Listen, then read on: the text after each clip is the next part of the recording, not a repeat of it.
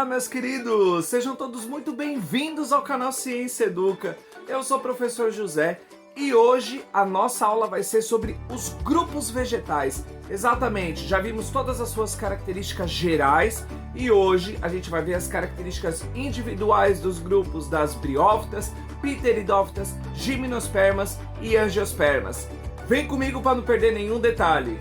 Bom, pessoal, preparei para vocês um esquema com as características dos 4 grupos, né, as principais delas. Vou colocar aqui na tela para vocês e depois eu vou deixar disponível aqui embaixo na descrição.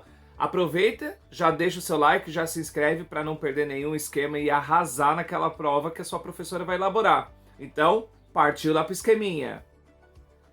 Bom, galera, vamos começar com um grupo mais simples. Vamos começar com o grupo das briófitas. Então reparem aí, ó, nós temos então plantas avasculares, ou seja, elas não vão apresentar vasos condutores. Outra característica bem marcante desse grupo que caracteriza elas serem bem pequenas é o transporte por difusão. Exatamente, os seus nutrientes, a água que elas absorvem, passa de célula por célula, então não é um processo muito eficiente, o que caracteriza que elas sejam plantas bem pequenininhas, certo?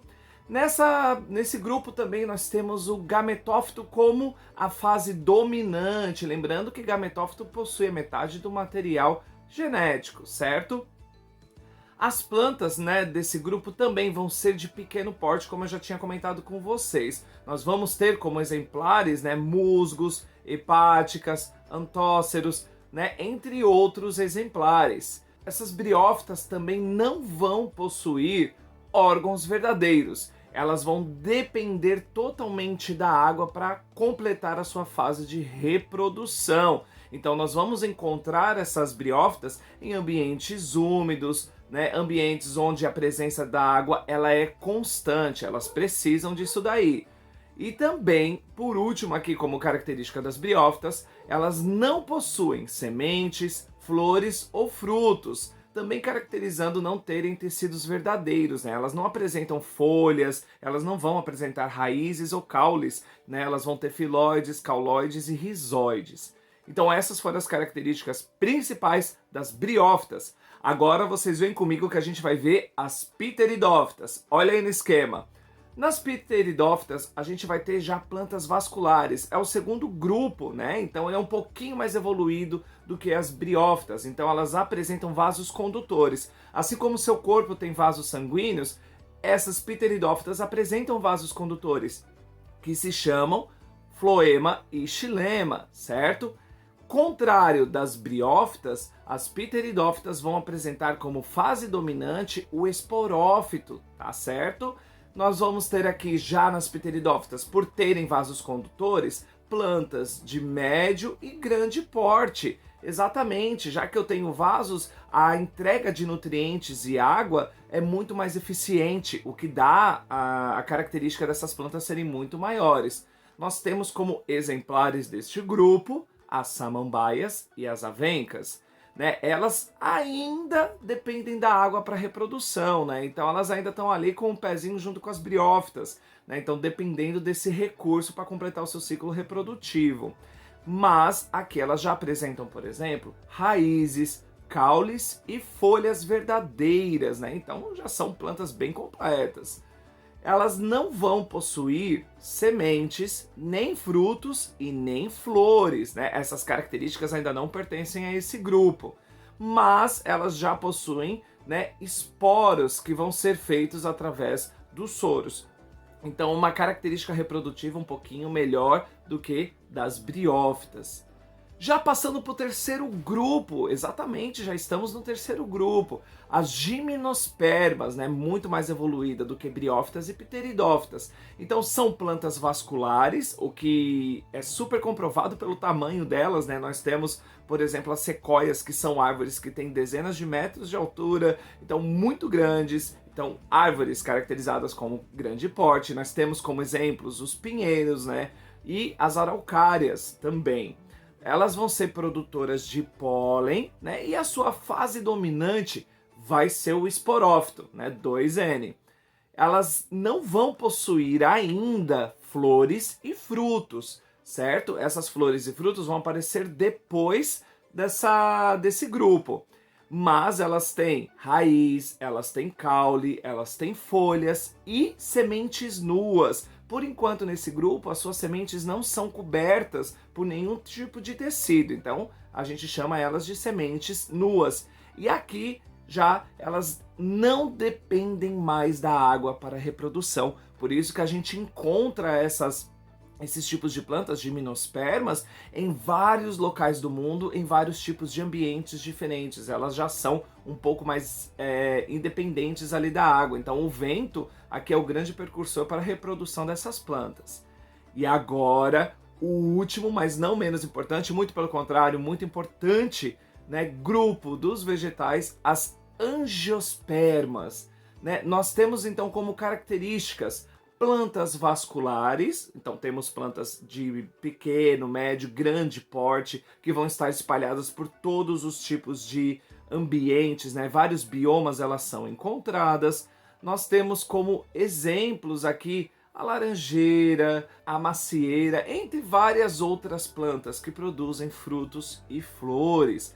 Né, também são produtoras de pólen, a sua fase duradoura também é o esporófito, e aqui elas vão apresentar como característica principal flores e frutos, exatamente. Nenhum dos outros 3 grupos apresentavam essa característica. Elas vão aparecer no grupo das angiospermas. Então, grande novidade evolutiva aqui, flores e frutos, que tem como intenção atrair animais polinizadores, animais dispersores, que vão ajudar e facilitar a espalhar as sementes, né, e colonizar diversos tipos de ambiente. Elas aqui são totalmente independentes da água, elas não precisam da água para sua reprodução, apenas para sua nutrição, e elas vão possuir raiz, caule, folha, sementes, flores e frutos. Essas são então as principais características dos 4 grupos vegetais. Agora, galera, vou colocar aqui para vocês um cladograma que vai mostrar para gente essa ordem evolutiva, né, e as características que foram adquiridas e foram passadas para os próximos grupos. Dá uma olhadinha aí. Ok, pessoal, olha aí, nós temos o nosso cladograma, certo? Essas linhas pretas estão representando a evolução, né? O tempo que se passou desde o seu ancestral até as espécies mais recentes. Então a gente tem os 4 grupos, como vocês estão vendo ali, e a gente então vai desvendar um pouquinho disso daqui. Então reparem, na ponta do cladograma, né, naquela linha reta maior que vocês estão observando, nós temos as algas verdes. Exatamente, os grupos das plantas descendem das algas. As algas, elas não são consideradas plantas, pois elas não apresentam tecidos verdadeiros, né, entre outras características.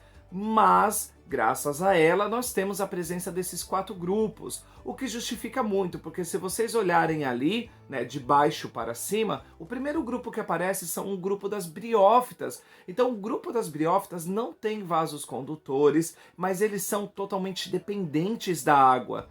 Então, o que revela pra gente que ele tem um pezinho ali, um ancestral bem próximo à alga verde, né? Já que as algas são de ambientes aquáticos ou extremamente úmidos. Então, as plantas ali, né, as pteridófitas, vão adquirindo características, como, por exemplo, o surgimento de embriões pluricelulares, né? E a primeira planta a apresentar 2 sexos, masculino e feminino. Reparem, essas características sempre são passadas para os próximos grupos, elas não se perdem, então elas só vão acrescentando, por isso que o último grupo das angiospermas é o grupo mais evoluído, porque ela pega todas as características das outras plantas, mais algumas novidades. Depois a gente passa ali para o grupo das pteridófitas.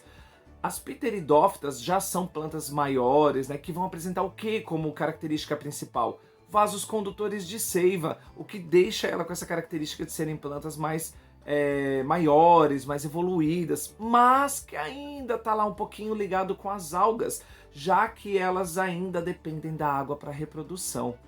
Passando o nosso cladograma, subindo mais um pouquinho, o próximo grupo que aparece são as gimnospermas. Nesse caso aqui, olha só que salto evolutivo eu tive. Né, elas não vão mais depender da água para sua reprodução, né? E aqui a gente já tem o que? Surgimento das sementes como principal característica.